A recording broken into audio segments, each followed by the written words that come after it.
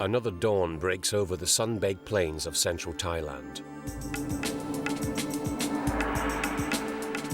An international team of archaeological experts and volunteers board their trucks and head out into the remote rural interior of the country. Ahead of them is another day's excavating at an extraordinary Bronze Age burial site, which is crammed with skeletons and fascinating grave goods. Among over 200 burials here, there were 2 extraordinary graves containing amazing treasures, including vast quantities of ceramic pots. But the skeletons showed signs of strange burial practices. The bones seemed to have been chopped about and left in a pile.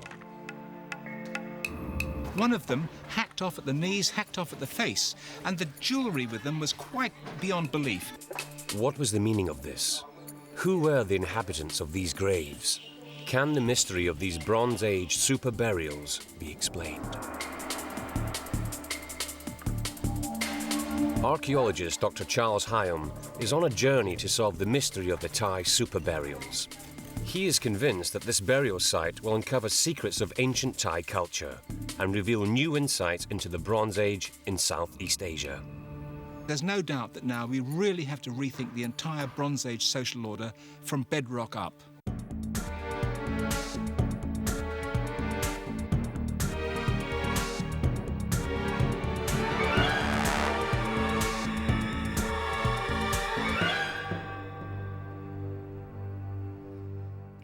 Pimai, a 13th century spectacle of temples and palaces. The epitome of civilization, but also a symbol of vast wealth and the power of masters over minions. Nobody knows where or when such social power emerged in ancient Thailand, but discoveries made at a nearby archaeological site, Ban Nonwat, may help answer the mystery.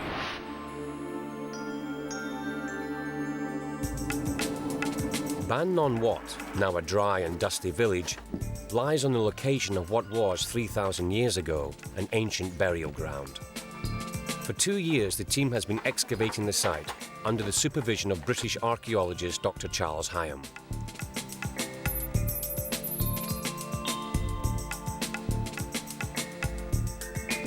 When the team first started work, they thought they were dealing with one of many ancient sites in this part of the world. But as they started digging, they were amazed at what they uncovered. Over 200 bodies buried with pots at their head and feet, and thousands of beads, shells, and other objects. Everywhere, bones and ceramic pots poke through the soft earth. Skulls stare out from what has been their resting place for over 3,000 years. But just when they thought they'd finished excavating the site, there was an exciting development.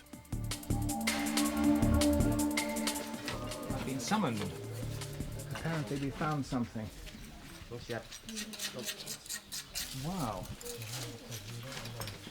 Oh, that is nice. Look at that. The complete rim of a pottery vessel.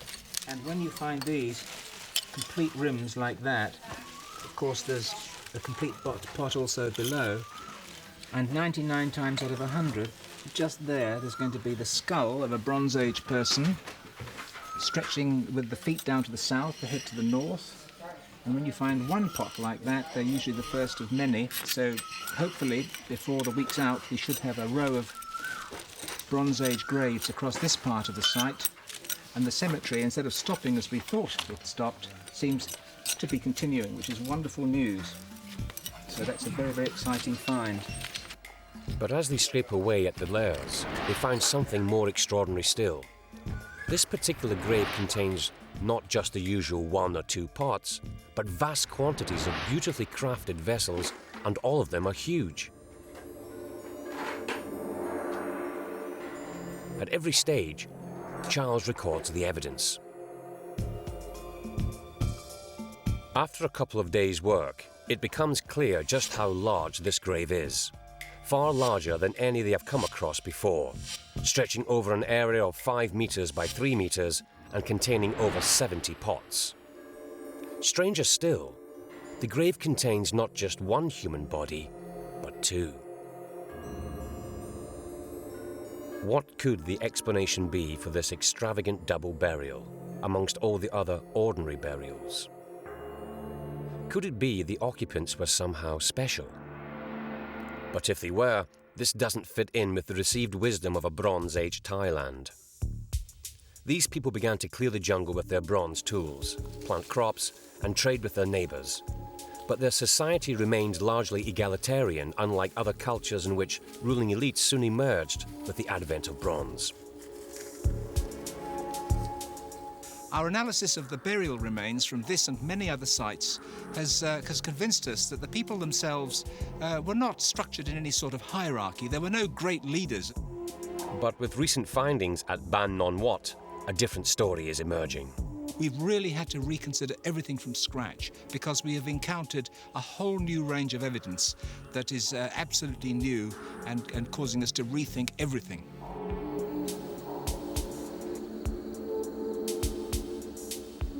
After 2 seasons of digging, the archaeologists thought they'd completed their work here, but out of the blue, they uncover yet another magnificent find, a second super burial. It's just as huge as the first and also contains 2 skeletons buried with fabulous grave goods.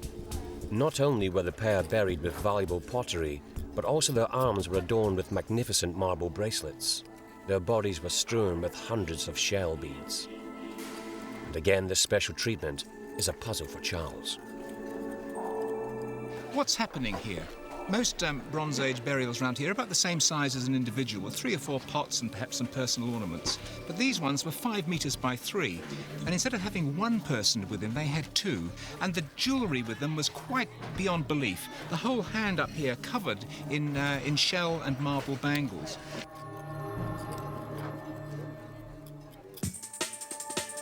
Charles is anxious to get on with a forensic examination of these ancient remains.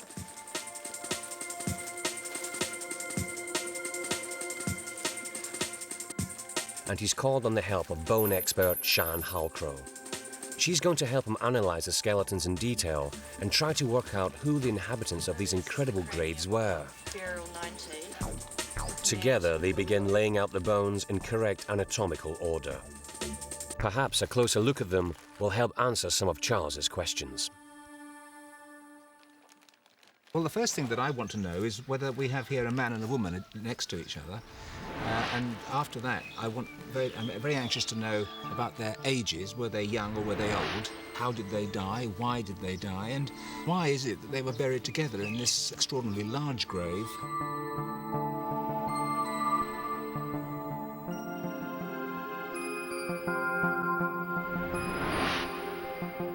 The first pair of fragile skeletons is carefully laid out for examination. One is in good shape, but the other has bones missing and looks as though it had been tampered with, perhaps dug up and replaced in the grave. Shan starts her examination with the more complete of the 2 skeletons, beginning with sex identification. Well, we're still in our preliminary stage of analysis, but if you look over here at the pelvis of this burial 105, Yep. you can see the sciatic notch, Oh, yeah. which is characteristically wide in females. The skull may show gracile or feminine traits, confirming whether or not this was a woman.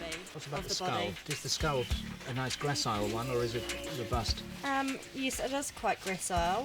It's got a bit of a brow ridge, but it's not very pronounced, which is characteristic of females. So this was almost certainly a woman.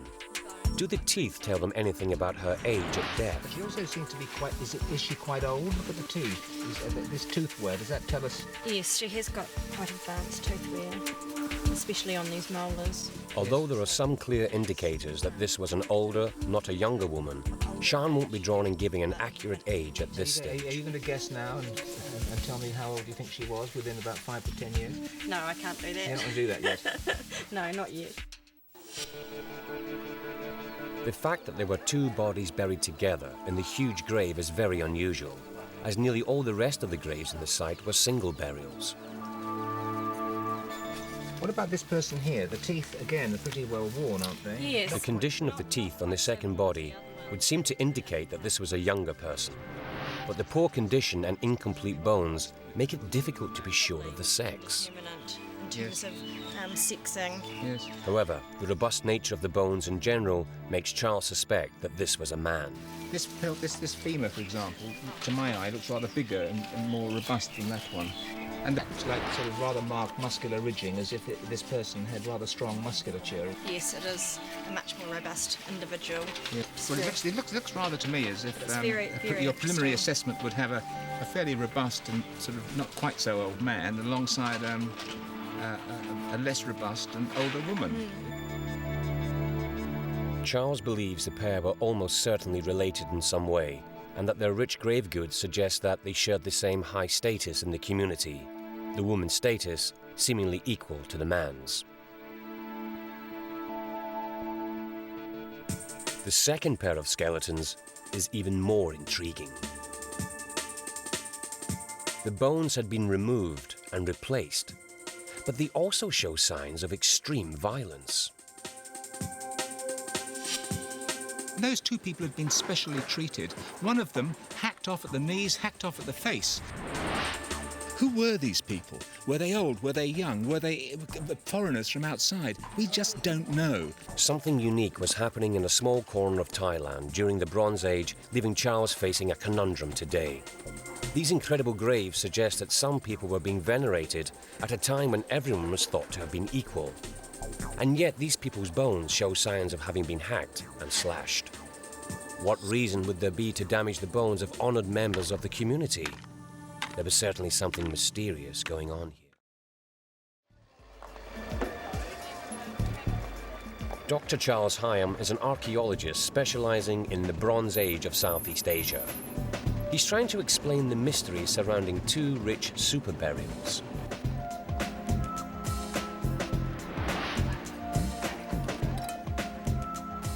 Strangely, some of the bones in the graves had been moved about, and some even seem to have been deliberately damaged.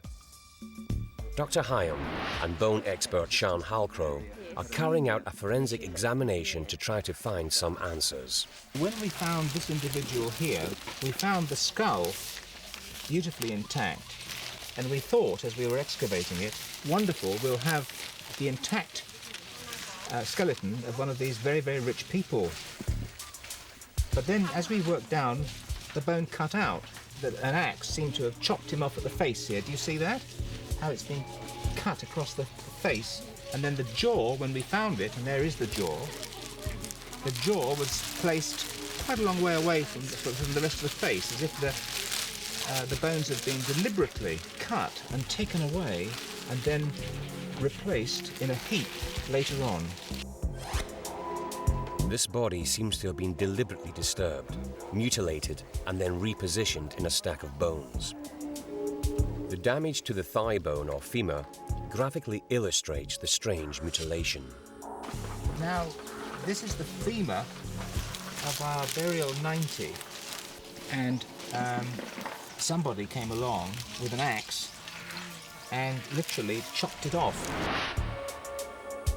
If they were found like this, with a great gash through the middle, and of course they do join up perfectly.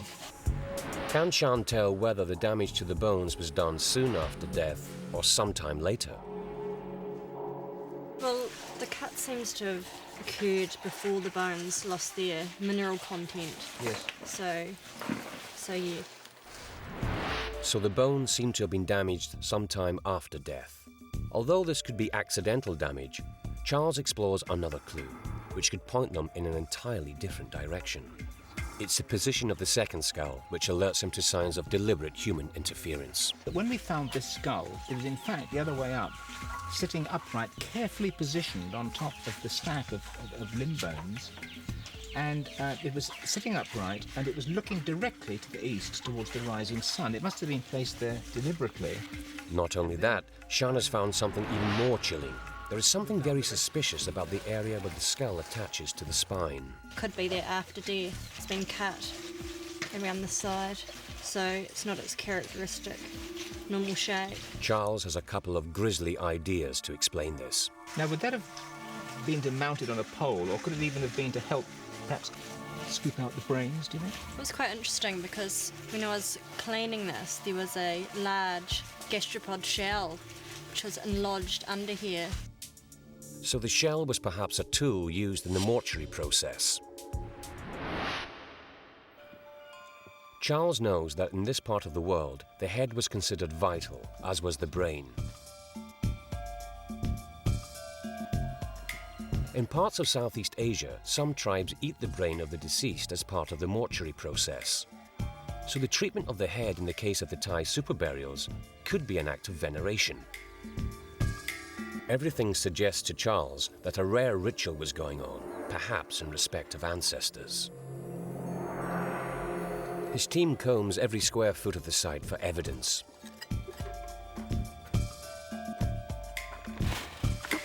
Cleaning every shred of material and giving it a catalogue number. Eventually they come across something else strange. This came as a real surprise because when we were uncovering this area here, we came across these bones. A handful of nondescript bone fragments, which is vital evidence that could be key. Neatly laid out on the instep of this person was a complete skeleton, carefully laid out, of a rat. You can see, if you look here, the rat's teeth. Do you see the incisors here? And the lower jaw, the complete cranium, you see? And then the limb bones, and on top of the... Charles is convinced that the presence of the rat in the grave was no accident. It wasn't as if this rat had sort of crept into the grave and had a meal of burial 106. It would have been carefully laid out on the instep of this person. They then found a second rat, so one rat buried next to each human. So there you are, we had a third skeleton here, and indeed, when you think about it, we had a fourth one with burial 105. Charles knows about the use of animals in ancient burials, but this is the first time he's seen rats used. Now, I've never come across rats being used in this way in prehistoric Thailand. We've come across complete pigs and complete dogs and partially complete cattle placed with the dead, presumably as food for the afterlife. But we've never come across a sort of a group with a rat totem. So, the fact that these people were buried with a rat totem to accompany them to the afterlife indicates that they were special. These people are clearly very, very different from the rest. What's happening here? This Bronze Age we always thought was full of egalitarian societies, and now we suddenly see evidence for a hierarchy, perhaps. Charles may well have found the first evidence to suggest that there were distinct elites emerging in Bronze Age Thailand. He believes these graves are sure proof, and the pots found in them backs up his theory.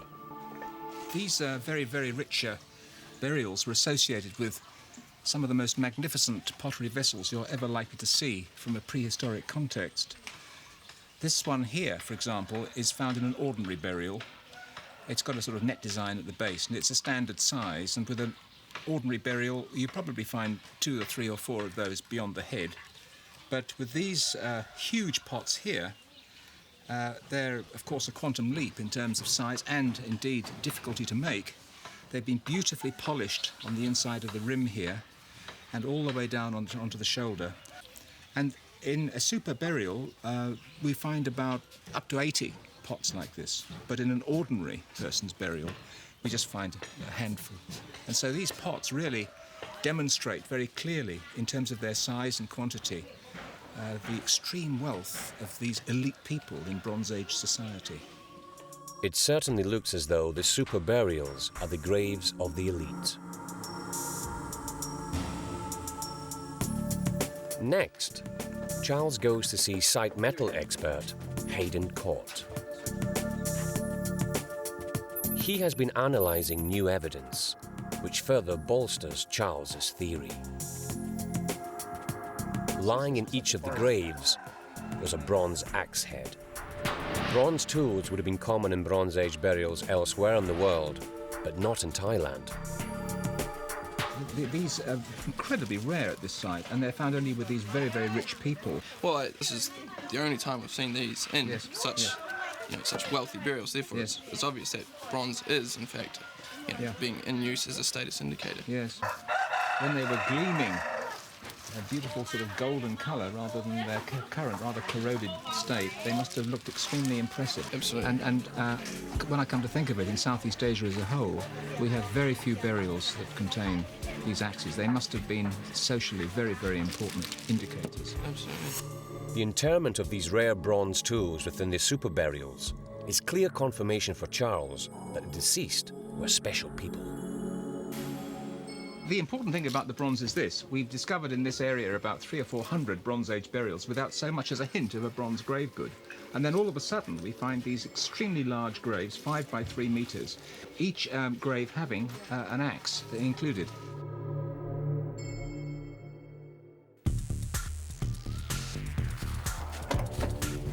Charles now has all his evidence before him. 2 vast graves with fabulous grave goods. Sacred creatures, bronze tools, and the disturbance of the bones. For decades, we've been trying to tease out the social organisation of this vital Bronze Age of Southeast Asia. We've excavated many sites, and in them we found many egalitarian graves. They're all much of a muchness. No one stood out as being prominent in society. And at Ban Nonwat we found 2 enormous burials with a Pandora's box of grave goods. These were clearly very important people to Ban Nonwat. For Charles, the super burials are the missing part of a bigger picture, the development of society in ancient Thailand. He makes the 10-kilometer trip to Pi Mai, once the heart of the ancient civilization of Angkor, a powerful pre-industrial state. A civilization whose origins, despite decades of research, have remained shrouded in mystery. The only way to understand its beginnings is to uncover the culture of its predecessors.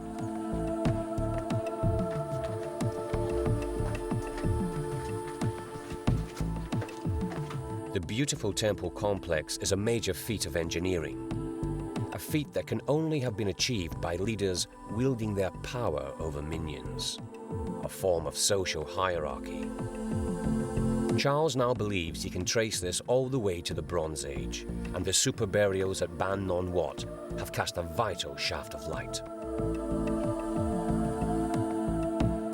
There is something going on here that is so special that we think that we can conclude with some reasonable degree of certainty that these were as representatives of a social hierarchy in the Bronze Age where formerly there was none.